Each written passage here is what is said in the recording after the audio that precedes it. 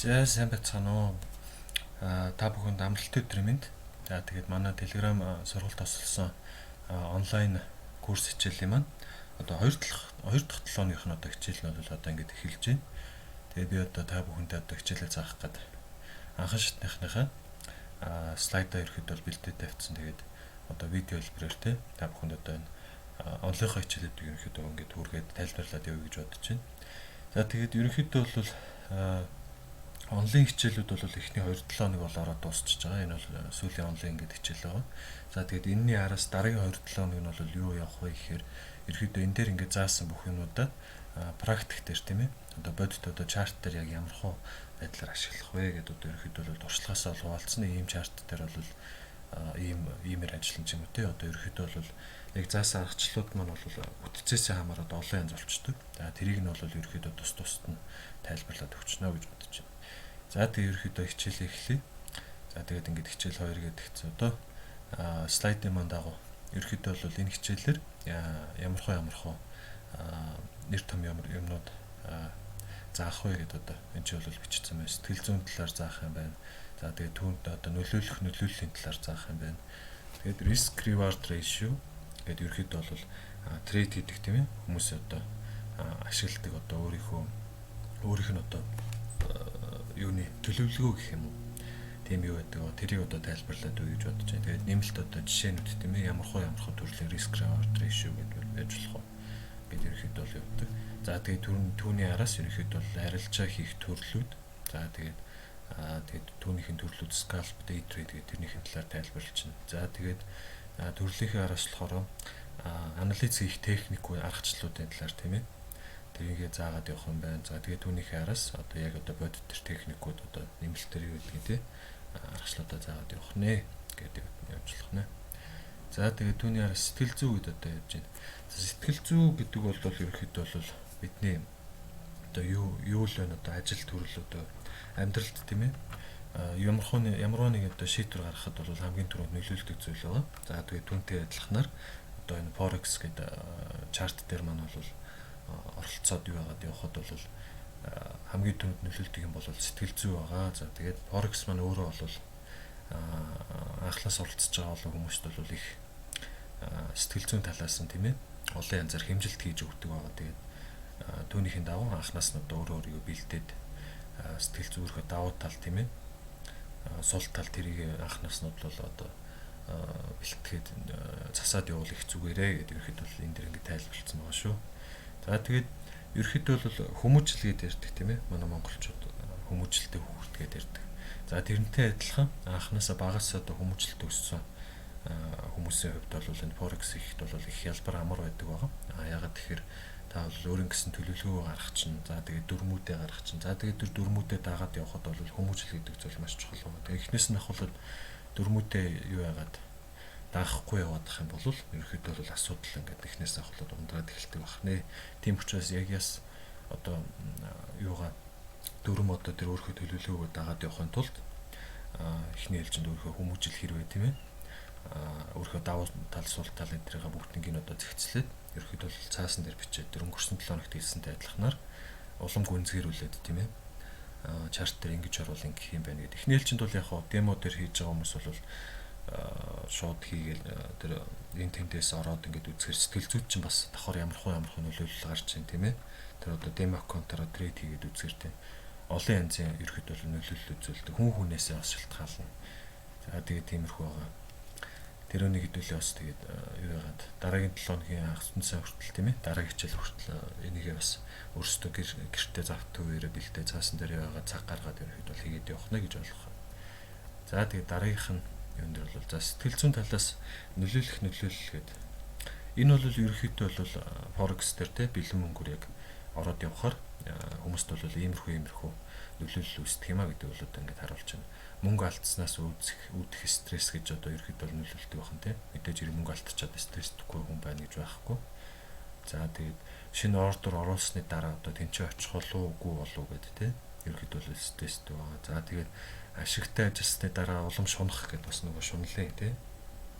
Стресс маань бол ер нь гарч ирнэ. За тэгээд ашигтай нөгөө зөв оруулаад бүх юмаа төлөвлөөд трейд маань ашигтай явж чад гинт буцаад тэгээд нөгөө нэг стоп лоссын дараад нөгөө хасах руу орол алдагдaltaй болгочдөг. За тухайн үед бол бас нэлээд стресстэй байгаа. Яг нэлээд эго гэж яригддаг. Эгод бол их буруу нөлөөлөл үзүүлээд хүмүүст бол сөргөөр нөлөөлдөг байгаа. За тэгээд тэр үнийг нь бол манай ахын шатныхан бол эртнээс ус анхааралтай бод.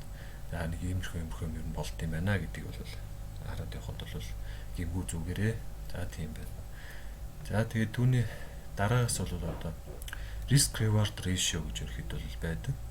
За тэгээд энэ risk reward ratio гэдэг маань юу вэ гэхээр ерөөхдөө бол та бол forex дээр явж ороод зүгээр нэг ингээд баахан трейд бол хийгээд явахгүй. За тэгээд тухайн сар байт юм уу 7-7 хоногт нь ерөөхдөө бол тоотой хэдэн трейд хийнэ гэдэг бүр анханасаа төлөвлөгөө гаргацдаг байна. Одоо ер нь туршлагатай трейдерүүд. За түүний дагуу бол манай анхан шатныхан бас тэ энэ ер нь risk reward ratio гэдэг бол маш чухал зүйл. За энэ үнийг бол маш амархан мартагтаад юм трейд хийгээд явж байхад бол шин юмнуудаа сураад явж байхад бол мартчихдаг.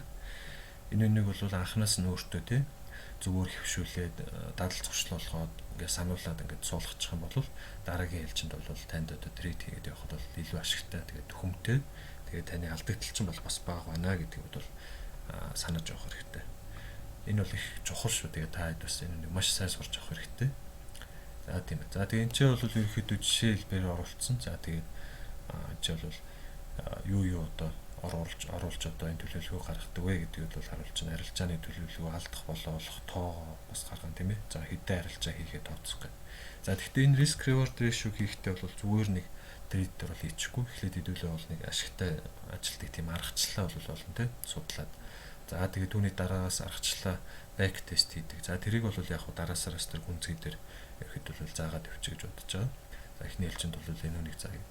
За энэ чинь risk reward ratio-г ерөөхдөө бол хийхийн тулд одоо яг яаж хийх хэрэгтэй вэ гэхээр эхний ээлжинд бол та балансаа гаргана. За ерөөхдөө бол 1 сарын хугацаанд та хэрэг эдэн төгрөгөөр трейд хийх вэ гэдгийг бол тооцож үзэх хэрэгтэй тийм ээ. За тэгээд энэ чинь бол яг ихний ээлжинд анхан шатныхан нэг $50 орчим орлоо. $50 ингээд өөрийнхөө аккаунт руугаа хийчлээ гэж бодъё. За тэгэнгүүт таны баланс чи ерөөсөө $50 байх юм байна. За тэгээд лот гэд байж тийм ээ. За тухайн сартаа нийт одоо ямар хуу хэмжээний лотоор яг байнга орох вэ гэдэг тийм. Заавалчгүй лотоо байнга ихсгэж багасгаж ерөөсөө болохгүй. Ерөөсөө орохдоо бол анханасаа өмнөх сард төлөвлөөд дараа сар нэг тухайн төр төлөвлөсөн лотоор л байнга ороод явах тийм шаардлагатай байдаг оо. За тэгээд энэ ч бол хитэн трейд хийх вэ гэдгийг бол харуулж байна. Тэрийг бол шууд ингэ бичиж чинь ерөөсөө яг дүрмтэйг л адилхан гэсэн. Энэ ч бол 10 трейд хийнэ гэдэг ихэд бол бичсэн байна. За тэгээд доор нь бол ашигтай ажиллахад ер нь бол яг хичнээн хэмжээний P аваад ер нь X автоматар гаргах вэ гэдэг ч юм уу те. Тэрийг бол энэ ч бичсэн байна. 100 P те. За алдагдлаа бол 20-оор тооцоод за тэг 103 гэдэг чинь ихэд бол $6 алдагдaltaй. Юу алдлаа гэхэд тийм ээ. Тэгж тооцож явах нэ. За тэг хажуу талд нь бол ерөөхдөө тухайн сартаа ингээд та нэг нийтдээ 10 трейд хийхэд ямар хөө хэмжээний нөлөөлөл үүсээд явах нь бол харагдаж байна. За тэгээд энэчнээс ингээд харахад бол шууд ингээд би бол ингээд бичсэн байж тийг трейд хийх өмөртлөөсөө тий. Тэгтээ бол яг энэ нэг дүүлээ зүгээр ингээд төсөөлөдөө ингээд ерөөхдөө бол төсөөлж бодоод ингээд бичиж гинэ гэж бодох хэрэгтэй. За энэ чинь ингээд бичихтэй бол олох тэгээд алдах гэдэг ингээд хүснэгт бол гаргацсан байна. За хамгийн ихний ингээд трейд хийсэн чинь олоогүй зүгээр ингээд алдчихсан тийм ээ. 20 пип алдсан чинь тэг 103 дээр бол хасах $6 алдсан юм байна. За дараа нь бол яг тэг 103-аар ороод нэмэх $30 ч юм уу 100 пип тэг 103 дээр бол $30 гэж байдаг. За тэгээ $30 олсон байна. За тэгэхээр алдаагүй учраас энэ ч бол гарч ирэхгүй. За дараагийнхтай дахиад алдчихж хасах $6 гэдэг тийм ээ. За дахиад алдсан байна. За дахиад олсон байна тийм ээ $30-оор. За тэгээ та бүхэн ингэж харж байгаа ох ингэж харахаар алдж байгаа мөнгнөөсөө за олж байгаа нь бол ерөнхийдөө бол 5 дахин их байхыг ингэ харж байгаа ох тийм ээ. За үүнийг бол ерөнхийдөө risk reward ratio гэж бодоод ерөнхийдөө бол явж болно. Ямар ч тохиолдолд таны одоо алдах одоо мөнгө чинь ерөнхийдөө бол таны олж байгаа мөнгнөөс хэд дахин тийм нэлээд дахин бага байх хэвээр. За энэ харьцаан дээр бол олж байгаа мөнгө нь бол алдж байгаа мөнгнөөс 5 дахин их байгааг та бүхэн харж байгаа. Хасах 6 чинь 5 дөрвөлхөр нэг $30 тийм ээ. За тэгэхээр 5 дахин их байна. Тэгэхээр нэг удаа ингэж олдоод явахад бол бас ингэ тооцох хэрэгтэй. 50-аас ингэ хасах 6 гэдэг чинь хэдүү нэг $44 ч юм уу те үлдсэн. За тэгээд дахиад тэг 103-аар орсон чинь 30 болонгууд л нөгөө 44 чинь нэмэгдээд нэг $74 ч юм болоод те тухайн сартаа ингээд нийтдээ ингээд нэг 10 трейд хийхэд бол ингээд хүсдэгтлээд ингээд гаргацсан байгаа шүү. За тийм ээ. За тэгээд цаашаа ингээд хэлээ бүр ингээд сарын төгсгөл ерөнхийд бол дүгнэлтээ гаргах нь ш. За энэ сар ингээд би нэг иймэрхүү трейд хийсэн байна гэдэг те. За тэгээд нөгөө ашигтай аргачлалынхаа дагуу хэдүүл ингээд ажилласан чинь тухайн сартаа ерөнхийд бол нийтдээ 10-аас 4 удаа алдаж ерөнхийд бол 6 удаа хожсон байна тийм ээ. Мөнгө олсон байна гэдэг ерөнхийд бол тооцоод үзэхэд 6 ширхэг $30 ч ерөнхийд бол $180 ерөнхийд бол нийт олсон. За тэгээ хас 4 ширхэг $6 ч юм бол хас $24 гэдэг ерөнхийд бол алдагдлал нь хас 24 гэдэг тийм. Тиймэрхүйд бол ингээд тооцоо гаргачих чинь. За тэг хамгийн сүүлд нь үлдэгдэл одоо таны баланс чинь хэд байх вэ гэдэг бол энэ чинь харуулчих чинь $206 ерөөхдөө тий. Та ингээд зөв риск ревордтай байх юм бол сар болох ингээд зөвөр ингээд яг алдагдал нь бага тэг олох ашиг нь ихтэй. Яг тэрийг ингээд давхар тооцогдоод ингээд явж болох боломжтой юм аргачлал байгаа шүү. Тэгээ та нэг ерөөхдөө бол ингээд хараарай. За тэгээ гэртээ та ерөөхдөө бол гэрийн даалгавар гэдэг гэрийн даалгавар маягийн хөхөд бол өөрсдөө бас тий өөрхөн боломжоор риск ревардаа ингээ гаргаад за хэдэн пип авах уу, хэдэн пип олох уу тийм ээ, хэдэн пип алдах уу, хэдэн лотоор орох уу тийм хэдэн ширхэг нийт трейд хийвэл зүгээр үү гэдэг юм уу тийм. Ер нь бол анхнаасаа хэрвээ яг ирээдүйд явах юм бол иймэрхүү стратегиэр тийм одоо иймэрхүү жижиг стратегиэр мини аккаунт гэж ярьдаг. Мини аккаунт баланс дээр иймэрхүү хэлбэр ирээдүйд бол олоод трейдэд ороод явхад бол зүгээр энэ одоо гаргасан жишээ нь бол ихэнх тохиолдолд ашиглагддаг. Ерөнхийдөө бол өргөн хүрээнд ашиглагддаг тийм аргачлал учраас та бүхэн энэнийг бол яг энэ дагууч гэсэн бас өөрсдөө оролдоод одоо тэр демо аккаунтаар оролдоод явхад бол бас боломжтой байгаа шүү. За тийм байна. За тэгэд үүний дараагаас гэх юм бол яг ингээд ерөөхдөө бол хоёр жишээ ингээ гаргацсан байна тийм ээ. Энд чинь ингээд бас энэ ч бас дан ганцхан ондоо байхгүй. Ерөөхдөө бол гүнзгий рүү ороод эхлэхээр энэ нэг бол яг хэдүүлээ өөрсдөө тийм сайн юугаа олоод ерөөхдөө учрыг нь олоод ингэж хийдэг юм байна гэдэг ерөөхдөө аргачлалаа олоод эхлэхээр эдэн талд нь ингээд өөрсдөө нэмж хасаад ингээд яг хувиа гаргадаг байна. За энэ ч бол ингээ хоёр төрлийн аргыг ингээд харуулсан байна. Ахад нэмэлтээр тийм ээ. За энэ ч бол яг арай жоох их $100 аккаунт дээр тэг 1.1 лотоор 10 трейд хийх нэ гэдэг энэ ч бол бичсэн байна. За тэгээ тэрний дагуу хэдэн пип ерөөхдөө л нэг трейд дээр авах вэ гэдэг бол тооцсон байна. Ерөөхдөө бол 100 пип авна буюу яг чарт дээр нөгөө нэг юуныхаа Forex-ийнхаа MT4 дээр чарт дээр ингээ хослуудаар сарах юм бол яг 1001 авна гэж ерөөхдөө бол тооцоод явуучих нэ. За тэгээд тэг 1.1 чинь нэг 100 пип явах юм бол нэг $100 болоод за ерөөхдөө бол явчихна гэж бодож болж байна. За тэгээд loss дээр болохоор хас 20 пип гэдэг тийм ээ. Хас 20 пип. За тэр нь болохоор ерөөхдөө бол хас 20 пип чинь тэг 1.1 дээр бол хас $20 ч юм уу тий. Ерөөхдөө бол алдаад явах нэ. Нэг удаагийн алдаан дээр тэгж бол тооцож үзэх нь энэ жишээнд бол хамгийн ихний энэ жишээн дээр тийм ээ. За тэгээд доор нь төрн нэгтэй адилхан ерөөхдөө бол тэдүү удаа ингээ алдаад тэдүү удаа олсон байна гэдэг. Энд чинээс харах юм бол хэдүүлээ нийт одоо 10 удаа байхаас трейд хийснээс 4 удаа алдаж одоо 6 удаа олсон байна тийм нийт 100 1 2 3 4 5 6 1 2 3 4 гэдэг тийм ээ. Ерөөхдөө бол ингээд тооцсон байна. Тэгээд эн чинь бол яг 1 сарын хугацаанд бол хэдүүлээ 7 хоногт нэг хэд байдیں۔ Нэг 2 юм уу тийм 2 3 трейд хийгээд ерөөхдөө бол явж байгаа risk reward ratio-гийн төлөвлөгөө бол нэг иймэрхүү харагддаг юм байна.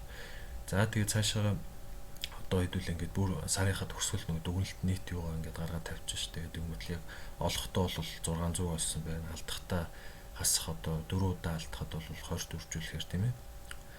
4 2-ыг 80 хасах $80 ерөөхдөө бол алдсан байна гэдэг.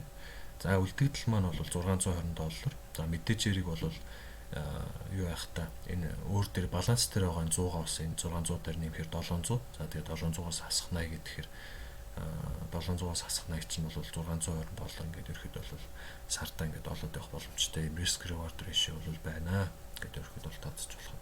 За тэгээд энэ ч бол яг ингээд та хэд ингээд харахад бол их айтайхан ингээд харагдаж байгаа ч гэсэн энэ бол яг бас ингээд байг ингэж явахгүй. Тэгээд зарим үед бол яа дээ тий. Нэг 6 удаа алдаад нэг 4 удаа олох ч юм уу тий. Байлаа гэхэд бол бас таны риск reward чинь нөгөө алдахаасаа таны олох чинь ерөөхдөө бол 5 дахин их байгаа учраас яг 4 удаа алдсан ч гэсэн хичнээн тий 4 удаа биш 6 удаа алдсан ч гэсэн 4 удаа олоход бол та 4 удаа ч үгүй $100 болоо тийм ээ. За тэгээд 6 удаа алдахад бол хасах $120 юу яагаад 400-аас хасах $120 гэдэг. Тэгээд сарын эцсээр яг тооцоод үзэхээр 400-аас 120-ыг хасахаар та бас нэг хэд үдгийн нэг $280 тийм ээ. Тэгээд нэмхийн баланс 100-аа тооцоод үзэх юм бол $380 олох тиймэрхүү ерөөдөө иймэрхүү төлөвлөгөө байдаг. За тэгээд иймэрхүү ерөөдөө бол байна. Тэгээд иймэрхүү байдлаар явахын тулд дүрмээ маш сайн даах хэрэгтэй. За тэгээд ашигтай ажилтдаг стратегийг маш сайн одоо сурч авсан байх хэрэгтэй. За тэгээд тэрүүнийг маш сайн сурч авахын тулд бас мэдээж хэрэг туршлага гэдэг зүйл шаардлагатай байдаг байгаа. Тэгэхээр манай анхаа шатныхан бол ерөөхдөө анхааруулад хэлэхэд ер нь бол шууд тий дөнгөж орж ирээд анханаас нь суралцаад тэгээд явж байхад бол ганц 2 сарын дотор олоод явна гэж бол ерөөхдөө бол байхгүй. Гэхдээ яг миний энэ зааж байгаа хичээлийг яг зааснаар тий одоо яс сураад одоо тий одоо дараагийн сар марч юм уу юу гэдэг нийтдээ одоо ерөөхдөө бол 3 сараар анханаас нь одоо ахуулаа сураад ингээд өргөлөөлөө сураа явах гэж бодож байгаа хүмүүст бол 3 сарын хугацаатай заагаа явуу гэж бодож байна. Тэгээд явах юм бол бас нэг арай гайгүй байх бах. Ягаад гэхээр би бас нэг 4 жилийн хугацаанд сурсан туршлагаа та хэд бас нэг 3 сарын хугацаанд бүх авах гэх юмнуудыг нэмээд ингээд заачиж байгаа болохоор. За тэгээд бас аргачлал хамгийн одоо юу одоо ингээд хэдүүлээ бодохоор юу хамгийн чухал байдаг байх нь тэгэхээр эхний ээлжинд яг одоо тийм ашигтай олж чаддаг тийм аргачлал бас хамгийн чухал байх нь. За дараагийн ээлжинд туршлага бас чухал байх нь тийм ээ. Яг ямар үед яаж трейд хийх үү гэдэг. За түүний дараагаар бол одоо энэ risk reward ratio гэдэг энэ дүрм тийм ээ. Яг сартаа дагдаг энэ 10 трейдтэй бүх тооцоо гаргацсан дүрм бол маш чухал байх нэ гэдэг бол хэдүүлээ одоо ойлгож авлаа энэ хичээл. За тэгээд дараагийнхаа жишээр оръё. За энэ чинь бол ерөөхдөө scalp гэдээ ярьж байгаа тийм ээ. За scalp гэдэг бол би яг дараагийн юм дээрээс дараагийн слайд дээрээс ерөөхдөө бол заагаад өгнө. Гэхдээ яг scalp дээр бол хүмүүс нэг тийм өдөрт нэг 20-30 минутын дотор нэг 30-аас нэг 60 минутын дотор ч юм уу нэг 2-3 трейд нэг ганц нэг трейд хийгээ тийм ээ. Олон трейд хийх гэсэн үг байхгүй. Өдөрт одоо 2 трейд хийнэ гэдэг чинь 7 хоногийн 5 өдөр чинь нэг хэд 10-аад трейд ч юм уу хийх. Сартаа нэг одоо 40-30 трейд хийх ч юм уу тиймэрхүү ирэхэд бол төлөвлөгөө байна. За тэгээд түүний дагуу бол энэ чинь бас би нэг жишээ гаргацсан. Гэхдээ яг хэдүүл scalp гэж юу вэ гэдгээр харчаад энэ жишээ рүү буцаж ирээд тэгээд тайлбарлаад явуулаарай. Ойлгоцтой болов уу гэж бодлоо. За тэгээд энэ чинь бол одоо хэдүүлээ бас мэдээж хэрэг анхлаас оролцож байгаа юм. Бүгдийг эхнээс нь авахлаа дэлгэрэнгүй заагаад үг гэж бодлоо. За тэгээд мэдээж Forex-ийн зах зээлд олон мянган хүн оролцохдоо зэрэгцэн олон янзын арилжаа хийх төрлүүд гарч ирдгээ гэдэг энэ чинь бол бичсэн байна. За тэгээд түүний дагуу бол олон янзын хүмүүс байгаа, олон янзын аргачлалтай хүмүүс байгаа тийм. За түүний дагуу ерөөхдөө бол олон янзын аргачлалууд бол гарч ирдэг байна. За тэгээд түүнийхэн төрлүүдийн хувьд гэх юм бол удаан хугацааны аргачлалууд байдаг байна. За тэгээд богино хугацааны аргачлалууд байдаг байна. За тэгээд шинэ орчин үеийн ингээд тийм. За шинэ орчин үеийн аргачлалууд гэхээр ерөөхдөө бол цаг хугацаа явах тусмаа ирээдүйд ингээд хүмүүс ашигтай аргачлалуудыг өөрийнхөө туршлагын дагуу шинээр гаргаж ирээд бол хүмүүс заадаг байна. За тэгээ холимог гэдэг явж байна. За холимог нь болохоор ерөөхдөө бол энэ богино удаан шинэ орчин үеийн гэдэг бол бүгднийг хослуулаад тийм. Ерөөхдөө бол туршлагатай трейдерүүд бол хийдэг тийм холимог аргачлал байгаа. Яг тухайн үед нь чарт харж агаад за одоо энэ чинь ийм болсон байна, энэ чинээс ингэсэн байна гэдэг чинь ирээдүйд ингэх юм байна гэдгийг бол ерөөхдөө бол туршлагатай трейдерүүд бол хараад мэддэг болчдөг. За түүнийхээ дагуу бол холимог аргачлал ашигладаг байна. За тэгээд дараагийн слайд руу орохоор тэгээд арилжааны төрлийн тайлбар гэдэг чи тийм ээ. За тэгээд түүнийхээ одоо аргачлалуудаас одоо хэдүүл ингээд бүр боломгүй үнцгэрүүлээд харах юм бол за scalp гэдэг нэртэй аргачлал байдаг бахан. За scalp гэдэг маань бол түрүү нэг жишээлгээд юу ярьжсэн тийм ээ. Өдөрт нэг 2 трейд нэг 30-аас 60 минутын хооронд нэг богинохон жижиг нэг тий 20-30 pp трейд жижигхэн трейд хийгээд явдаг байна. За тэгээд day trade гэхээр нэг өдрийн хугацаанд 2-оос 3 арилжаа хийж орой унтахаас өмнө хаадаг. За тэгээд day trade руу гэдээ ярьдаг тийм ээ. Өдөр болгон ерөөхдөө бол хараад за тэгээд түүнийхээ дагуу бол чарт дээр яг нэг өдөрт нэг хэд байд. Нэг 10-аад цагийн ч юм уу нэг 8 цагийн трейд хийгээд ерөөхдөө бол хаагаад тэг өдөр өдөртөө бол арилжааг ашиг орлого олоод авдаг тийм хүмүүсийг бол day trader гэж хэлэх нь. За тэгээ swing trade гэдэг бас ярьдаг. За swing trade гэдэг маань ерөөхдөө бол арай жоохон удаан хугацааны тийм 7-оос 14 хоног буюу 2 3 7 хоногийн хугацаанд нэгээс 2 арилжаа хийдэг. За тэгээд нөгөөт нь бол ерөөхдөө бол нэг жоохон том тийм ээ. Нэг 100-аас нэг 2 300-аад pip тиймэрхүү том арилжаа хийдэг хүмүүсийг бол одоо ерөөхдөө бол swing trade гэдэг явдаг. За тэгээд тухайн хүмүүсийн ерөөхдөө бол онцлог байрлал гэдэг тийм онцлог одоо чадрууд юу гэх юм бол ерөөхдөө бол төлөвлөгөө гаргаад одоо би та хэд нөгөө хэлсэн тийм ордер тавиад явдаг гэдэг ордер нэг buy limit sell limit бол нэг тухайн газар хэмжилт хийж аваад тавьчихдаг байна. За тэгээд түүний дагуу бол swing trader-ууд бол ордог байна. За тэгээд түүний дараагийнх бол position trade гэдэг чинь. За манай position trader-ууд бол ер нь жоохон ахиу хэмжээний их хэмжээний мөнгөөр ордог.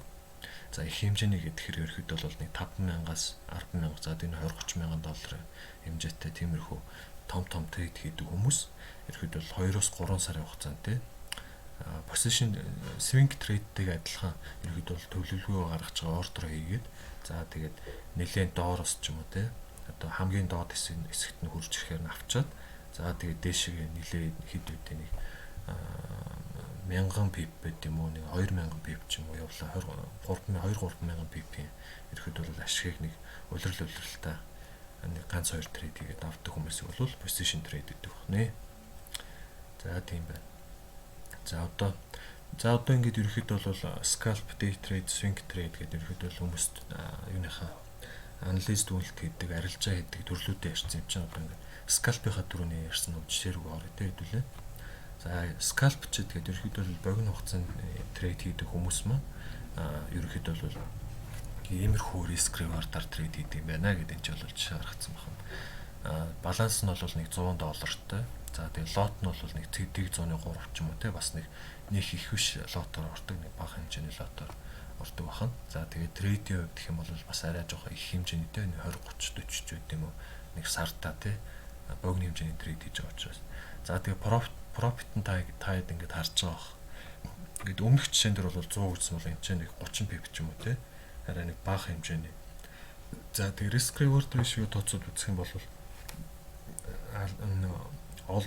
олж байгаа ашиг нь энэ алдж байгаа нь бол хас 15 pip гэдэг чинь тийм олж байгаа нь бол нэг алдж байгаас нэг 2 дахь их ч юм уу нэг 2.1 тийм тиймэрхүү хэмжээтэй бол risk reward ratio ашигладаг байна. За энэний бол давуу талч гэж байна, сул талч гэж байна. Ерөнхийдөө гэхдээ сул тал нь бол нэг 2 удаа алдаад эхлэхэд бол нэг удаа олсон энэ мөнгөө ерөөхдөө бол алдаад явчихдаг тийм сул талтай. За тэгээ өмнөхдөр бол харахад те $100 нэг удаа олцсон багт бол дор ээж 5 удаа алдчихж бас те тэр өмнөх юугаа бас давах нэ тэгэхээр бол ерөөхдөө бол олон трейд хийж байгаа хүмүүсийн хувьд бол бас арай жоохон сул тал нь бол ингээ харагдаж байна.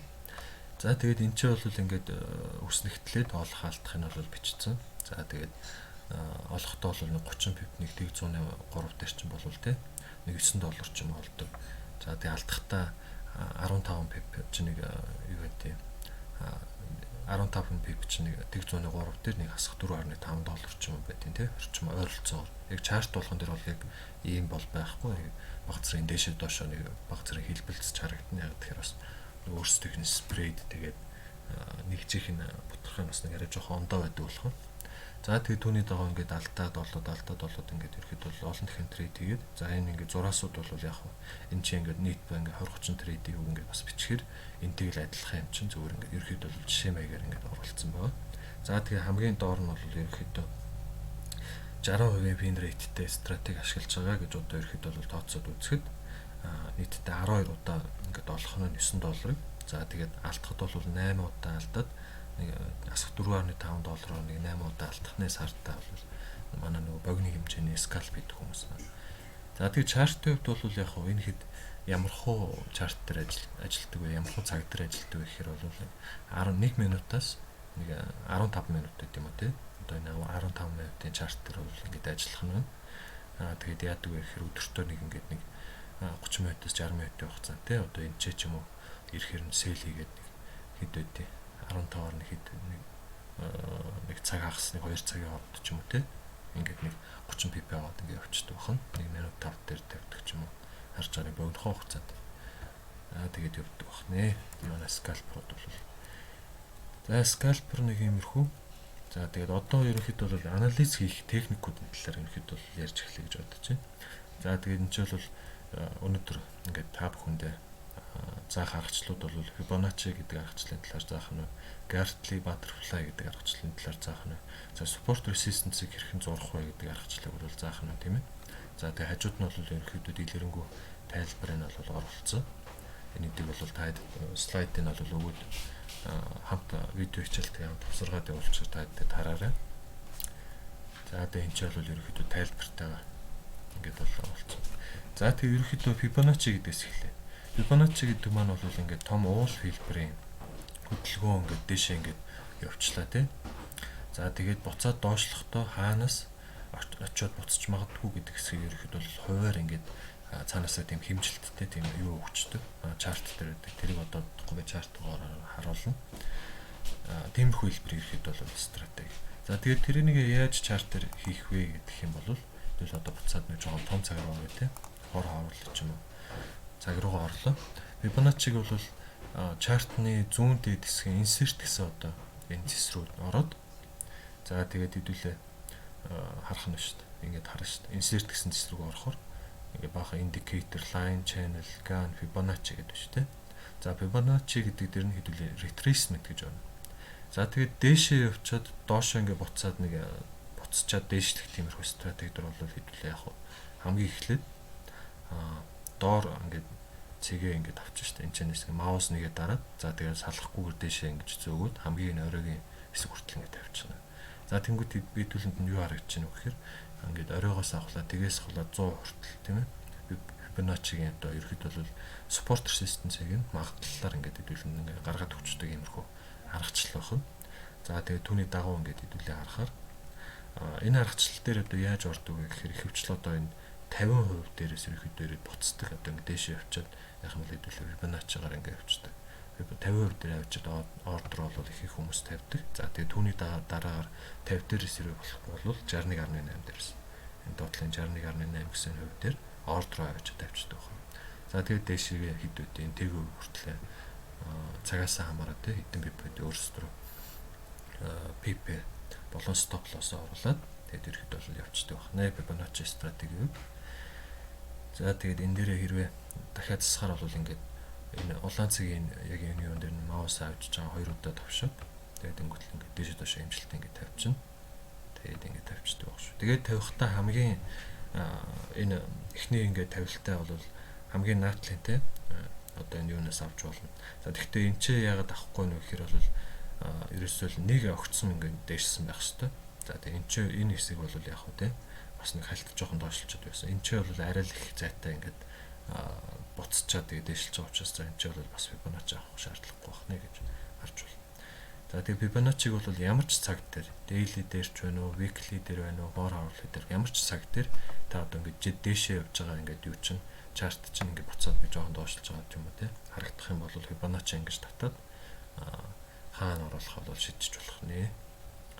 За тэгээд нэг устгах чинь. За тэгээд энэ чи хажууд нь бол жижигхэн Fibonacci хийх боломжтой юм харагдаж байна. За тэгэхээр зүүн дээд болонгийн insert хэсэг дээрээс Fibonacci retracement гэдгийг дарлаа. Энэ хэсэг дээр ингээ харах юм бол хамгийн доод зэгээс дээш ингээ татчихна шүү дээ. Энэ хүртэл. За ингээ татсан чи яасан бэ? Энэ жижигхэн хэсэг маань ингээ дээшилж өсчөөд тэгээд доош ингээ буцаад буусан байна тийм ээ. Доош ингээ буцаад буухтаа хэдүүл яг жоохон нэмэхэд дараад ойртуулаад ингээд харчаа гэж харах юм бол харахад бол тийм ээ түрүүний ингээд жижигхэн юу чинь дээш ингээд түрүүний дээр том тавьдагтай адилхан ингээд доороос нь дээш хүртэл ингээд татаад тэгээд яасан чинь ингээд явж байгаад ингээд бууж ирээд 50 дээр ингээд хурж ирэнгүүтлээ дээш ингээд өгссөн байна тийм ээ харж байгаа хэдэн хэд ч үгүй одоо нэг 50 pip ч юм уу тийм нэг 60 pip ч юм уу дээшэл өгсчөөд за тэгээд энэ 23.6 гэдэг энэ хэсгээс дахиж буцаж буугаад энэ бол яг энэ 61.8 гэдэг хэсгээр бол хурж ирээ дараа хажууд тишээ жоохон болох юм бол ерөөд бол буцаад огцсон дэш ингээд явцсан баг нэ гэд харж болох нэ. Яг ингээд хурж ирчээ дараа энэ хэсэгт бол жижигхэн хурж ирж ингээд ордерыг оруулангуутлаа нэг дээшээ явцсан байна. За тэгээд дээш ингэ явах юм бол хамгийн ихний ээлжинд нэг 200-аад pip ч юм уу тий 2000 гэж ингээд хэмжээд үзэхээр байж.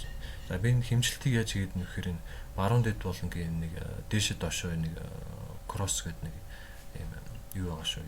X хэлбэрийн юутай. X жоох энэ маусны хэлбэртэй энэ айкны хажуу талд нэг юм дээшээ доошоо дээшээ болон хажуу дээшээ ташуу болон өргөөшөө яасан юм шугам байгаа. За энэ дээр ингээд дараад тэнгуүтлээ маус авчаад ингээд явахаар л харагддаг байгаа шүү за. Тийм байна. За тэгээ нэг иймэрхүү байдлаар бол дээшээ өсөж байгаа иймэрхүү тренд дээр жижигч бай томч бай ингэж Fibonacci-га доороос нь хамгийн өнөө оройцыг хүртэл татаад 50 дээр болон 61.8 дээр хэдүүлээ ингээд ордроо оруулаад одоо энэ ч хэд байдیں۔ Нэг яг энэ ч бол ингээд бууж ирэнгүүтлээ орцсон биш тийм ээ. Энэ ч хэмжилттэй ингээд хийгээ байжсэн чинь хурж ирээд 50 дээр хурцж буцаад дэвшилсэн тий. Тэгээд дахиад буугаад яг энэ 61.8 гэсэн хэсэг дээрээс л өссөн. За нэг иймэрхүү байдалтай. Тэгээд яг тухайн юм дээр нь бол энийгээ дарж байгаа. Дахиад ингэж авч хэмжилттэй хийгээд яг 61.8 дээр 1.21 хэд үдээ 610 авч гэдэг юм уу энэ одоо тоон гараад ирчин тийм ээ ордерын тоон. За тэр тоон дээр бол өмнөх 7 хоногт оруулсан тэр хэрхэн ордер тавих вэ гэдэг аргачлалын дагуу ордер бол тавиад явчихна. Энд чинь бол ордер тавихад бол яг хэвдүүлээ. New order гэдэг дээр дараад зүүн дэд болонгийн pending order гэдгийг дараад за тэгээ энэ чинь бол volume гэдэг нэг lot болгоно чи бичиж чинь stop loss-а бичиж чинь take profit авчиж чинь. За тэгээд энэ чинь бол нэг 610 ч юм уу те. Түрүүн чинь биш юм 121 610 юм байна. 121 610 гэсэн хэсэг дээрээс ерхэд бол яг өөрийнх нь price нь тийм ээ. За энэ чинь тэгээд доороос авч байгаа учраас юу ах вэ? Buy limit байна тийм. За buy limit. За тэгээд чи stop loss дээр нь бол PP өөртөө тооцоод нэг хэд байдгийг нэг 20 PP 25 PP үтэй л гэж бодоход бол 201 ч бол хасаад тавьчихна. Buy limit тавьж байгаа тохиолдол бол 126 410 ч юм уу тий. Нэг 610-аас 200-аас нэг 410 ч юм уу. За тэгээд profit гэхэл бол нэг 100-аад profit 100-аад pip-тэй profit авах юм бол энэ дээр шууд нэг 1001 ч нэмээд явчихна тийм ээ. 126 биш 127 610 ч юм уу. За нэг иймэрхүү байдлаар. За тэгээд та хэд ингээ гайхаж байгаа бол яг энэ тухайн үед нь нөгөө пауса дараад за ингээд яг энэ ч бол бичсний дагуу ингээд нэмэх хасгаа өөртөө дооцож үзээд яаж ингэж явж байгааг нь харах хэрэгтэй. За тэгээд энэ доод хэсэгт бол 26 гэдэг нь бол яг тухайн чартын одоо нэм ханш нь яг тухайн явж байгаа ханшаас бол ерөнхийдөө 26 нэг чинь зөрүүтэй те дээш доош 26-гийн зайтайгаар энэ ордер их бол плейс хийж болдог байна. За тийм байна. Ерөнхийдөө бол их дажгүй жишээн дээр бол авчлаа. Ингээд. За тэгэхээр энэ стратегийг бол хэдүүлээ яг яг бас шууд нөгөө бэлэн мөнгө ч юм уу яваад хэрэггүй. Зөвхөн яг тэр демо аккаунт дээр хэдүүлээ бол манай анхан шатныхаа өөрсдөө те ингэж хэмжиж үзээд тэгээ 50 дээр нэг ордер тавиад 61.8 дээр нэг ордер тавиад тэгээд өөрсдөө бол тасгал сургалттай тэгээд туршлагачаад явчих нэ гэж ойлгож байна.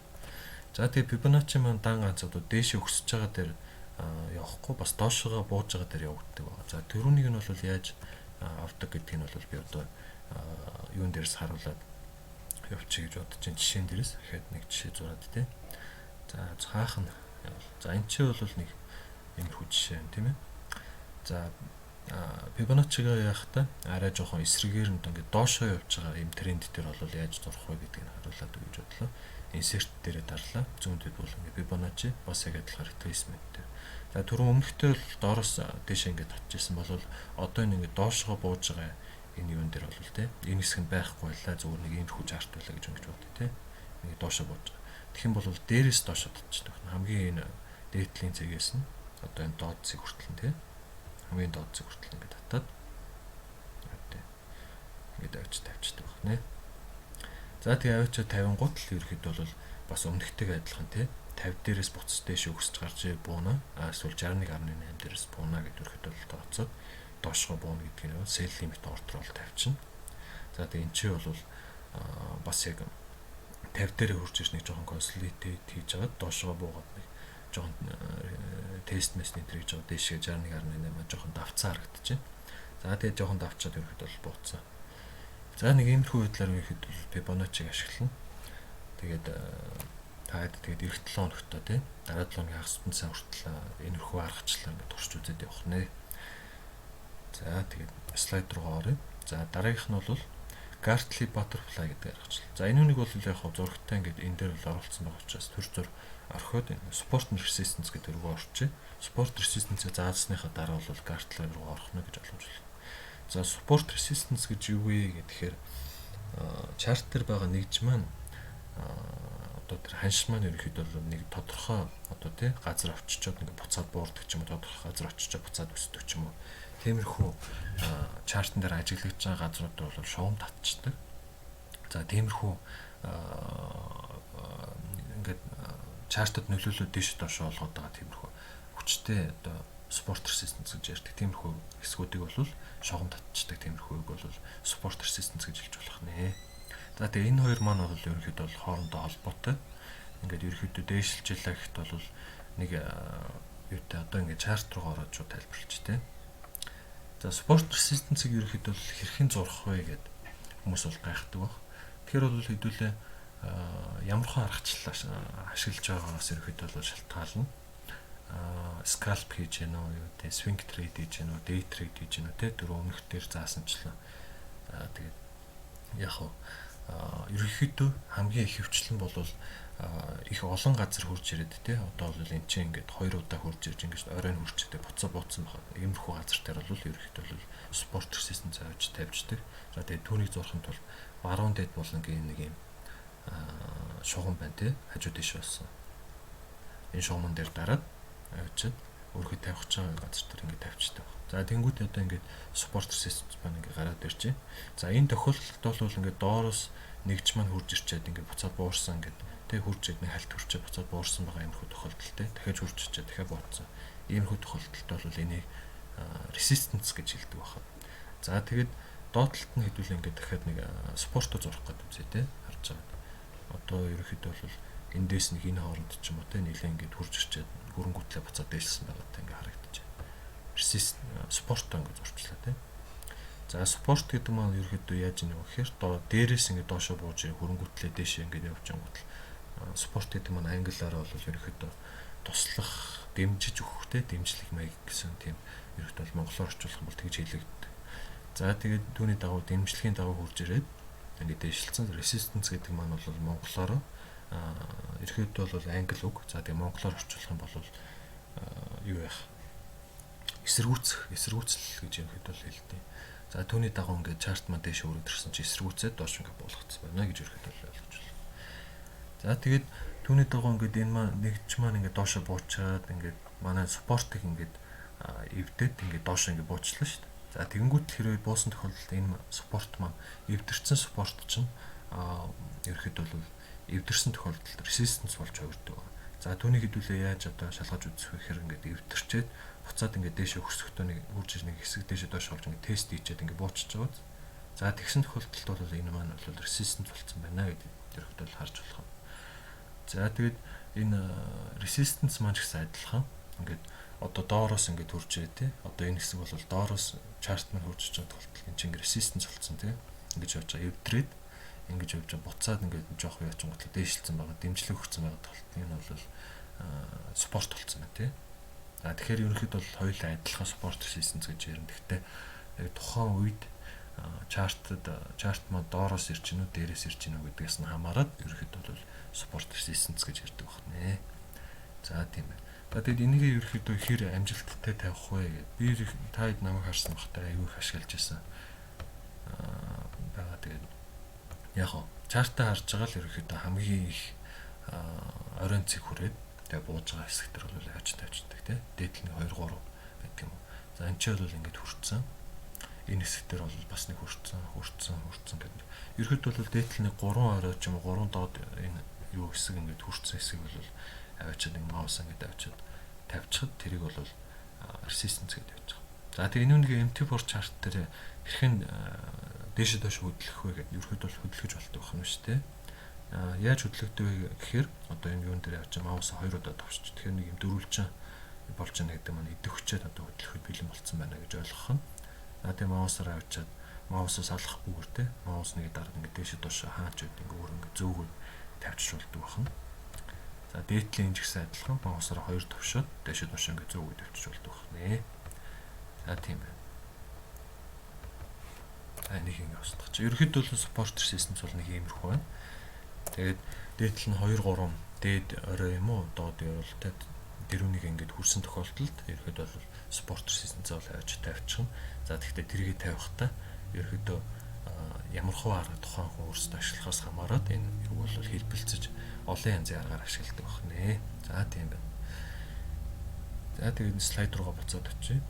Спорт systems гэлцэн. Одоо ингээ Gartley butterfly гэдэг ерөөхдөө бол энэ аргачлал маань мэрэгжлийн түвшний арилжаа чин трейдерүүд ерөөхдөө бол ашигладаг тийм аргачлал байгаа. Энэ нэг бол би өөрөө хувьдаа бол сурч эхлээд нэг 2 3 дахь жилээсээ бол сурсан. Та хэд бол яг шууд ингээ сургалтанд суучж байгаа болохоор ингээ бас тий 2 3 жилийн өмнө шууд ингээ хамгийн дөрөв ингээ гаргаад ирчихэж байна гэж ерөөхдөө бол ойлгох хэрэгтэй.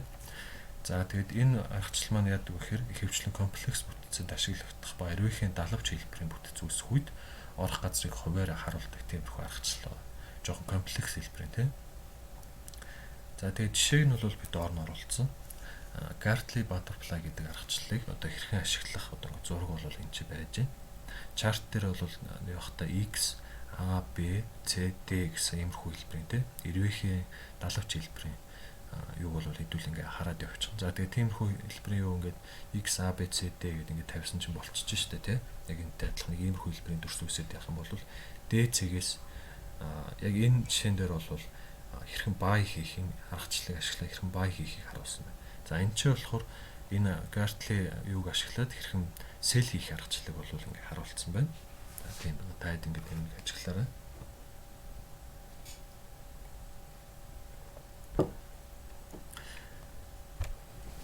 За тэгээ энэ аргачлал маань ерөөхдөө бол хуваар явдаг. Яг хоо та хэд бол нэг тэгж амар хуваар бол хэмжээд хэрэггүй. Ягаад тэгэхээр бас яг энэ аргачлалын дагуу тий ганцхан нүг ашиглаад трейд хийгээд явхад бол болдгүй. Ягаад тэгэхээр өөр бас нэмэлтээр гүнзгий төвшөнд одоо ерөөхдөө бол заах хичээл байгаа. Гэхдээ яг хоо та хэд зөвөр хэлэхэд айгүй олон аргачлалыг бол сурчаад тэгээ араас нь бол хооронд холж байгаад тий одоо чартер туршлагаа нэмж хагаад тэгээд түүний дагуу бол ерөөхдөө бол ашигтай юуны чартын аргачлал бол гарч ирдэг байгаа. За яг ихний ээлжинд бол анхан шатнаас сурж байгаа учраас энийг ингээд шууд ингээд ерөөхдөө ингээд заагаад явчих гэж бодож байна. За тэгээд хамгийн ихэнд бол хэрхэн Gartley гэдэг за яг энэ Gartley гэдэг butterfly гэдэг аргачлалын түүхийн хувьд гэх юм бол анх нэлийн дээр үед бол 1960 70-аад онд болов Gartley гэдэг нэртэй хүн ерөөхдөө бол энэ Америк нэгдсэн улсын хувьцааны чарт дээр анализ хийдэг байхдаа энэ аргачлалыг бол гаргаж ирсэн бахан. За тэгээд та хувьдаа өөрсдөө сургая гэх юм бол Google дээрээс Gartley гэж үчээд бол бүр дэлгэнгүйгээр бол ороод харчиж болно. За нэг тиймэрхүү байна. Ерөөхдөө бол Gartley гэдэг нэртэй хүн л энэ аргачлалыг зохиогоод за түүний дагуу маш олон дэлхийн мянган трейдерүүд бол ашигладаг аргачлал байна гэж бодож байна. За тэгээд яадаг вэ гэхээр чартаа бол хараад X, A, B, C, D гэсэн одоо энэ 5 зэгттэй тий. Тэгээд нэг иймэрхүү даалгавчтай эрвээхийн хэлбэрийн дүрс үүсгэсэн одоо candle-ууд маань нэг юм дүрс үүсгэчлээ гэж бодоход энийг харж агаад орчдөг бахан.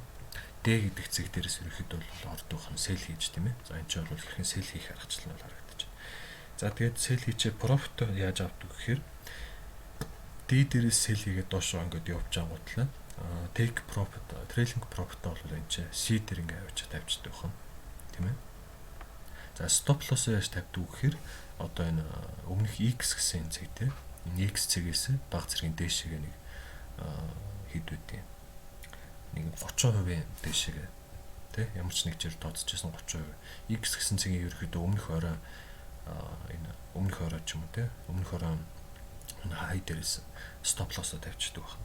За тэгээд ингээд харахаар ерөнхийдөө бол энэ харьцаа минь risk reward ratio-гийн хувьд бол алдагдал нь ашигасаа ерөнхийдөө бол 2 дахин бага байгаа харж байгаа. Тэгэхээр энэ бол 2-1-тэй risk reward ratio-гоор ашигладаг байна. За За тэнгуүтлээ дараагийнх дээр болохоор ерөөхдөө хэрхэн бай хийх вэ гэдэг бол аргачлал харагдаж байна тий. Энэ Gartley butterfly ашиглаад хэрхэн бай хийх вэ гэдэг чинь. За хэрхэн бай хийх вэ гэдгсэн чинь доороос дээшээ явж байгаа нэг иймэрхүү уул хэлбэрийн тий. X, A, B, C, D гэсэн одоо энэ юм дээрээс хэмжээд за нэг иймэрхүү ингээд дүрс маань ингээд үүсчихлээ ш. За иймэрхүү дүрс үүсчихлээ гэж бодох юм бол доотлын D гэсэн цэгээс дээшээ бай хийждэг байна. Тийм ээ. Бай лимит ч юм уу тавиад энэ чинээс би бай хийгээд орно гэдэг дээр явж. За тэнгуүтлээ бай хийчихэд энэ чинээс стоп лосс хаана тавих вэ гэхээр энэ юуны энэ D гэсэн цэгийнхаа доошогоо өрөөд нэг 20 морь ч юм уу те юугаар бол тавьчих болох нэ гэж бол ойлгож болох юм. Гэхдээ яг хуу энэ X-ээс наа нэг энэ хавцаа ч юм уу арай нэг жоохон лов үүссэн байгаа. Тэр ловын дагуу харж байгаа дөрөв нэг спорт системтэй зурж үзэж байгаад хамгийн магталтай газар нь авч тавьчих болно. За тэгээ профитийн хувьд бол D дээрээс орсон тохиолдолд нь C дээрээс ихэд бол take profit аваад явчих болдог. За тэгээд манайхан бол анханасаа трейдд орохдоо байнга хаанаас яг ороод за хаана очивол алдагдлаа тооцох уу, хаана очивол яг ашиг гаргаж авах уу гэдэг бол анханасаа яг зөв тооцоолсон байх хэрэгтэй гэдэг бол хэдүүлээ түрүүний риск reward гэж шуус харсан тийм ээ. За тийм ээ. За тэгээ энэгээ хэдүүлээ одоо ингээд чарт дээр ороод ерөөхдөө бол харчих гэж бодож байна. За ингээд чарт дээр энэ дээрээс ингээд таад ерөөхдөө юм харагдаж байна уу? Энд чинь бол надад ингээд шууд ингээд автоматар нэг A B C D гэх нэг бүс бол харагдаж байна. Яг нь таад нэг анханаас нь эхэлж байгаа болохоор бас юу байхгүй ч магадгүй энийг одоо явандаа чарт дээр ингээд ашиглаад ингээд явуулах тусмал ерөөхдөө бол сайжраад байна гэж ойлгох хэрэгтэй. За тэгээ эцэнээс бол миний харж байгаагаар бол энэ хэсэг ч юм уу, энэ хэсэг ч юм уу те. За энэ хэсгийг ерөөхдөө бол X ч гэдэг юм уу. Чартаас ингээд харах юм бол энэ хэсгийг ерөөхдөө бол X гэд харчих болох. X гэдэг тийм ээ. За энэ ч бол A, энэ ч B, энэ ч C, энэ ч D гэд ерөөхдөө бол явчих болох юм тийм ээ. За тэнгуүтэл энэ ч яасан бах нь. Энэ ч бол back test хийсэн биз дээ. Заавалч байх үед үлээ. Одоо энэ ч ирээдүйд гарч ирэх байх гэж харахгүй зүгээр ихэд бол тест хэлбэрээр тийм ээ. Back test хэлбэрээр. Одоо энэ ч бол баг тайдад хэрхэн back test хийх бол заагаад өгч чинь би. Ингээд чартн дээрээс ингээд хойшлуулаад харж байгаа л юу яах юм бэ? Тухайн бүтцэн нөгөө ингээд харагдчихвэл зорж үзээд явах нь тийм ээ. За тэгээ тэрүүнийг хэмжиж үзэхдээ бол дээд зүүн дэд бол ингээд insert хэсгээр дараад shape гэдэг дээр бол triangle-а зорчно. Энэ triangle гэдэг дээр дараа. За triangle-а яаж тавих вэ гэдэг дээр бол хамгийн их тэгх дээр нэг дарлаа. За доошоо авчид доод зэг дээр нэг дарлаа. За дээдлийн зэг дээр нэг дарлаа. За тэнгуүтэл энэ butterfly маань эхний нөгөө ерөөд бол даалгавчны хэсэг гараад ирж байна тийм ээ. За дахиад insert дарлаа. Shapes гэдэг дээрээс энэ ерөөд бол гурвалжин төрсийг л дараал явчихж байгаа. Тэрнтэй адилхан эхний зэг, хоёр дахь зэг, гурав дахь зэг ерөөд бол ингэ явчихж байна тийм ээ. За ингээд яг одоо ингэ харсан чинь төрөний одоо энэ зургатайгаар ерөөд бол баг зэрэг арай төстэй харагдаж байна тийм ээ. Харахад. За тэгээ энэ маань одоо энэ хоёрын аль нь байна вэ гэдэг таад бол одоо нэг хэдэн секунд хараарай.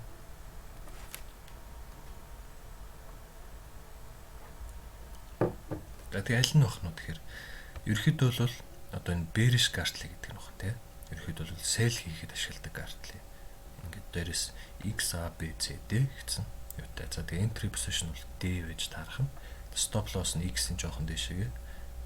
Take profit нь бол C дээр байх нэ. За тэгээ энүүнийг бол хэдүүлээ яг би шууд одоо зураасаар те юугаар оруулж гэж бодож байна. Sport system зураасаар. За энэ ч бол D гэдэг цэг маань харагдаж байна. За энэ D гэсэн цэгээс доошгоо яваад энэ C гэсэн цэг биш тийм ээ. За ер нь энэ нэгэ бараг би юугаар оруулсан дээр баг текст дээр. За энэ дээр бол ерөөхдөө яах нь X гэдэг юм тий. За тэгээ insert дахиад дараад текстэд дарлаа. За энэ хэсэг бол юу ах нь А гэсэн цэг бахан тий. XA за тэнгуүтлээ дараагийнх нь болохоор B гэсэн цэг бахан. За B цэг маань чинь харагдаж байна тий. За тэгээ та хэд нөгөө нэг цэгүүдээ бол харахтаа энэ гурвалжингийнхаа яг энэ сүүлийн ирмгүүдийн л хэрэгтэй бол хараад тахна тий. За энэ ч бол C гэсэн цэг харагдаж байна тий. C. За тэгэхээр insert дээр дарлаа, text дээр дарлаа. За энэ цэг бол юу байх юм бэ? D гэсэн цэг байх нэ. За тэнгуүтлээс нөгөө нэг өмнөх чарттынхаа зурагтай энэ стресс X, A, B, C, D гэдэг ерөөхдөө бол 5 цэг авчдаг байна шүү дээ. X нь бол эхний цэг, доод цэг, за тэгээ голын цэг B те ерөөхдөө бол энэ хоёрыг холбож байгаа цэг. За тэгээд C гэдэг доош яваад тэгээд D гэдэг явчихдаг байна. За тэгээд одоо энэ чинээс ингээд D гэсэн энэ одоо орой дээрээс ерөөхдөө бол cell хийдэг байна те. За тэгээд cell хийгээд profit бол энэ C гэсэн цэг дээр байна. Ингээд тавьчих те profit нэг ч байна. За тэгээд stop loss нь болохоор манай энэ X-ийн жоохон дээшгээ энэ хавцаа ч юм уу те. Энэ хавцаа байх нэ гэж ерөөхдөө бол харах юм. За энэ ч би одоо яг нөгөө хагас бүтэнсэн учраас шууд нөгөө ордер гингүүтлээ шууд ингээд тавьчих болохгүй байна. Тавихгүйгээр яг хөө зүгээр хэдүүлэн нүдэн баримжаа гаргах юм бол энэ яг орж байгаа нөгөө entry point те орж байгаа цэг нь энэ болохоор take profit цэг нь. За энэ бол ерөөхдөө stop loss нөх нь гэж ерөөхдөө харах юм. Таад ерөөхдөө бол ойлгож байгаа тий. Одоо ингээд харахаар. За тэгээд хэрвээ энийг ингээд зурж үзээд тий. Та хэдэд бас ингээд ойлгохдохгүй юм байвал шууд нөгөө нэг юу нэх Telegram chart дээр орж идэв. Энийг нь яах вэ? Картлээ чинь нөгөө X ABCD-ний яадаг лээ гэд хараарай. За тэгээд энэ чинээс ингээд харсан чинь тий. Яг хоо энэ хэсгийг ингээд байхгүй байна гэж тооцъё. Зөвхөн одоо энэ доошоо явсан хэсэг нэ. Энд чи D дээрээс хэдүүлээ sell хийсэн чинь доошоо ингэж явж байгаа. Тэгээ буцаад дэвшилсэн байна. Энэ тохиолдолд яасан байх нь вэхээр дээш ингэж явангуутлаа энэ X гэсэн юуны одоо X-ийн жоохон дэйтийн stop loss бол дараад тэгээд ингээд ерөөхдөө бол алдагдaltaй ажилтсан байх нь. Яг энэ чинь зэрэг харах юм бол back test дээр те. Юу чи орсон бол яг хөө зүгээр энүүнийг яагаад ингээд заагаад байгаа гэхээр ирээдүйд эднэр чинь бүгднийг ингээд ашиглаж явж байгаа туршлагачаад тэгээ бүгднийг ингээд холж байгаа дундаас нь гүнзгий одоо шатныхаа ерөөд бол аргачлаа авдаг байх нэ. Яг хөө бүр бүгднийг нэг бүрчлэн бол ойлгохгүй. Одоо чинь одоо яг энэ хэсэгтэр бол байлаа гэж ингэж бодоход бол шууд энэ чинь нөгөө гартлигийн бүтцээ өсчээд явж байна те. За тэгээд тэнчнээс одоо энэ дээрэс нь юу яах өөр юуны бүтц нэмэд те. За тэнчнээс нь яах вэ гэдэг бол ерөөхдөө хараад явчихдаг гүнзгий шатных юм бол за тийм байна. За тэгээд энэ эднэрийг одоо ингэж устгах чинь. За тэгээд та гэртээ энэ гартли гэдэг юуны энэ аргачлалын маань тий энэ юуны бай хийдэг энэ юуг нь бол өөрсдөө чарт дээрээсээ олоод ерөөхдөө бол зурж харах нь гэрийн даалгавар. За би сая бол энэ юу сел хийх юг тий сел хийх позишныг бол яаж орох нь харуулчлаа. За энэ ч бол бай хийх нь бол ингээ харагдчихэв. За тийм байна. Энэ бол тохондоо төрцөө ингээд гаргачих. За дараагийнх нь. За дараагийнх нь ерөөхдөө бол аргачлалын хувьд бол тренд болон хаммер daily star гэдэг аргачлал. За трендийг бол манай анхаарчдынхаа одоо ерөөхдөө бол гадарлаж байгаа бох тий. Тренд бол ерөөхдөө нэг чиглэлээр ингээд дээшээ доошоо явж байгаа, дээшээ ингээд явж байгаа мөртлөөс ингээд явж байгаа тий. Нэг иймэрхүү зураасанд байн хүрээд явж байгаа хэсгүүд бол up trend гэдэг. За ингээд доошоогоо нэг тийм юуны сувг дотор оруулаад тий. Сувгийнхаа дагуу ингээд доошоо чиглэлээр явж байгаа юм бол down trend гэж ярьдаг байна. За тэгээ энэ үнийг яаж зурдаг вэ гэхээр ерөөхдөө бол та хэд трендийн талаар тий нэг харуулъя гэж бодож байна. Трендийг бол хэдэн ч цагийн юм дээр чартаар гаргаж ирээд харж болно. Ямар хөө арга ашиглаж байгаагаас хамаарат ерөөхдөө бол трендийг зурдаг. За тэгээд энэ ч бол ингээ харагдаж байна тий дээшээ явж байгаа тренд тий. За ингээд ерөөхдөө бол тренд явчих. За тэгээд трендийг яаж ашигладаг вэ гэхээр ерөөхдөө бол хоёр янзаар ашиглана. Эхний ээлжинд бол яг хаашаа явж байгаа болон дээшээ явж байгаа доошоо хурж ирээд буцах одоо хурж ирж магадгүй гэсэн цэгийг ингээд тэмдэглэждэг. За энэ чэнэс бол хурж ирээд энэ эхний хоёр дээр бол ирцэн байна те. Эхний хоёр дээр ирцэн. За тэгэхээр энэ чартын нэгж маань ингээд дээшилж ингэж явж байгаа. Дахиад энэ чинь ирэхээр нь ерөөхдөө бол up тренд дээшээ явж байгаа тренд дээр buy хийгээд явчихдаг. Тэгээ буцчихэд хурж ирээд энэ трендийн шугамаа ингээд хүрээд явна шүү дээ. Тэгээд яхаар. За тэгээд энэ улаан шугамыг бол ташуу шугамыг бол яаж авах вэ гэхээр энэ баруун дээд булангийн нэг ташуу шугам бооз энэ дээрээ дарж байгаа л авчихна.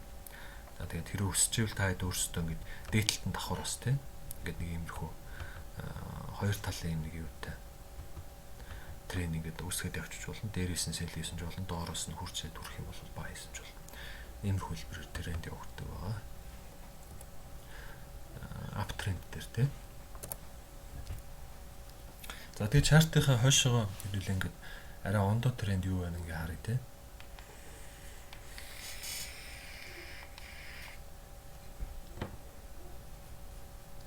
Энд ч бол ерөөхдөө даун трендийг харагдаж байна.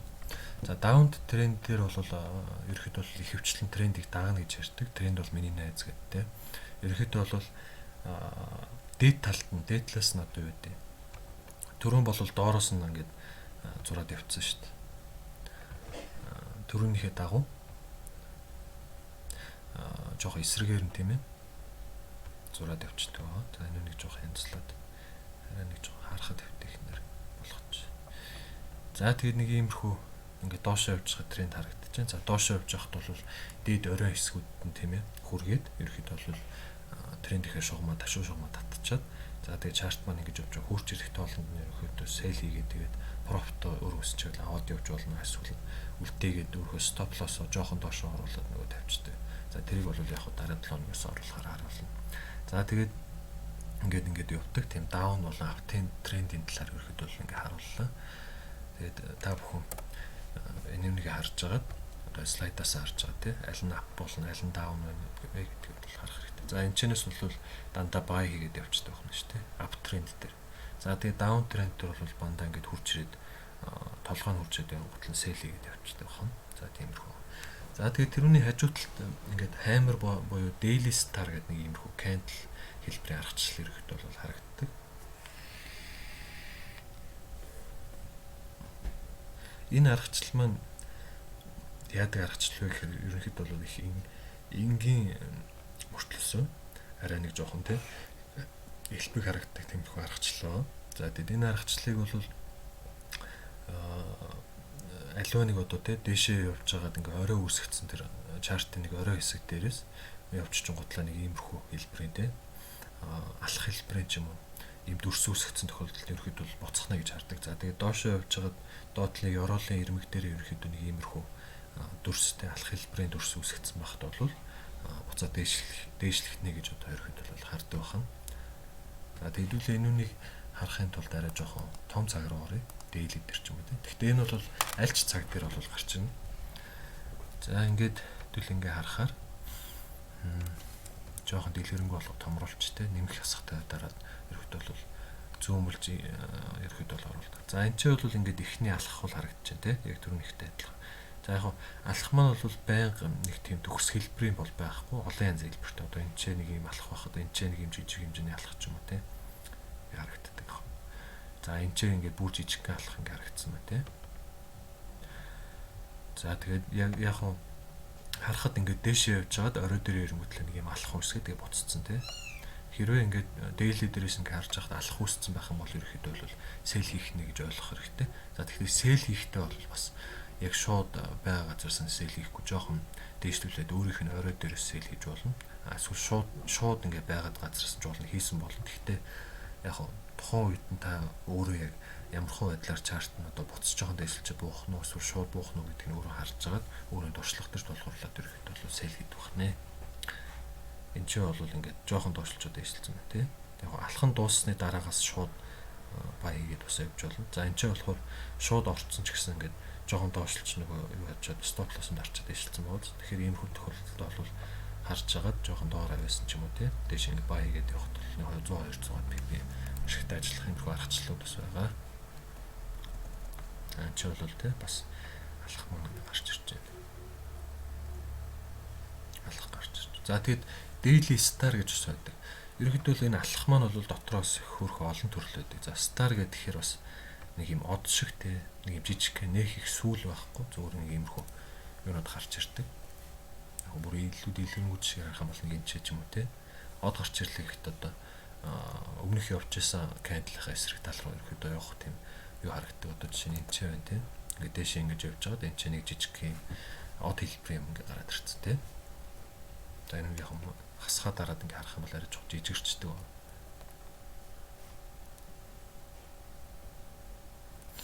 Энд ч. За тэгээ хурж ирэнгүүтлээ од гаргаад тэгээ буцаад ингээ бууцсан ч юм уу те. За ингэж иймэрхүү байдлаар ерөөхдөө бол чарт дээр анализ дүгнэлтийн аргачлалуудыг бол харуулсан те. Юунууд скальпрууд бол ихэвчлэн бага цаг дээр 1-ээс 15 минут дээр ч юм уу те. За тэгээд day trader-ууд бол нэг цаг дээр ч юм уу эсвэл four hourly дээр. За тэгээд юуны swing trader-ууд бол нэг daily ч юм уу те. 4 цаг юм уу daily дээр ингээ харж байгаа том цаг дээр ордог бахан. За тэгээд бүр position trader-ууд бол бүр monthly дээр те. Бүр ингээ чартаа ингэж хамгийн том цаг дээрээс нь харж байгаа. Доод цэгээс нь дээш хүртэл тэгээд 10 мянган пив ч юм уу. Нэг тиймэрхүү байдлаар ирэхэд бол авдаг байна. За тийм байна. Тэгээд та бүхэн энэ хүү хичээлээр судалж үзсэн юм аа.